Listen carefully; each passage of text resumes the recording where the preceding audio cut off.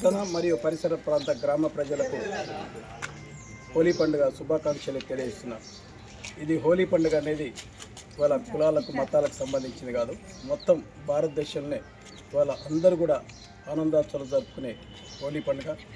కలర్ఫుల్గా అందరూ కూడా ఇవాళ చిన్న పెద్ద లేకుండా, ఇవాళ ఏజ్తో సంబంధం లేకుండా ఇవాళ బ్రహ్మాండంగా ఇప్పుడు మొత్తం దేశం మొత్తం కూడా ఇలా అన్ని పార్టీలు కూడా అందరు ప్రజలు కూడా బాగా సంతోషం జరుపుకుంటారు. అలాగే ఎట్లయితే హోలీ పండుగ ఎంత కలర్ఫుల్గా ఉంటుందో మన జీవితాలు కూడా అంతే కలర్ఫుల్గా ఉండాలని ఒక్కసారి అందరికి కూడా మన పట్టణ ప్రజలకు, నియోజకవర్గ ప్రజలకు శుభాకాంక్షలు తెలియజేస్తూ వచ్చే సంవత్సరం కూడా బ్రహ్మాండంగా ఇవాళ మంచిగా వర్షాలు పడాలి, ప్రజలు ఆనందాలతో ఉండాలి, మళ్ళీ కూడా ఇలాంటి కలర్ఫుల్ జీవితాలతోటి మన జీవితంలో కలర్ఫుల్గా ఉండాలని మరొకసారి శుభాకాంక్షలు తెలియజేస్తూ, అలాగే ఇవాళ సూర్యాపేట పట్టణం మొత్తం చూస్తున్నాం. ఇవాళ బ్రహ్మాండంగా దాదాపు ప్రతి ఇంట్లో ప్రతి వాళ్ళు కూడా ఇవాళ చాలా ఆనందోత్సవాలతో ఉన్నారు.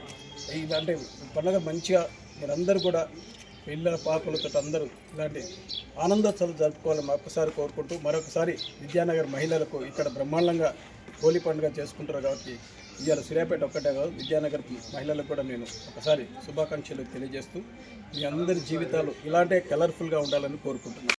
సూర్యాపేట మరియు చుట్టుపక్కల పట్టణ ప్రజలు కానివ్వండి, మొత్తం భారతదేశంలోనే ఇది కలర్ఫుల్ పండుగ.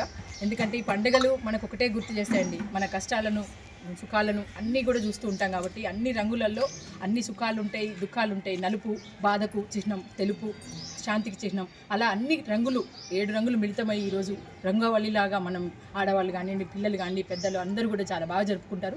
ఇది జరుపుకోవడానికి ముఖ్య ఉద్దేశం రోజు కూడా నిజంగా మహిళలు ప్రతిరోజు వాళ్ళ పనులలో వాళ్ళు బిజీగా ఉంటారు, మగవాళ్ళు వాళ్ళ పనులలో వాళ్ళు, పిల్లలు స్కూలు చదువులు ప్రతిదీ ఒక టెన్షన్.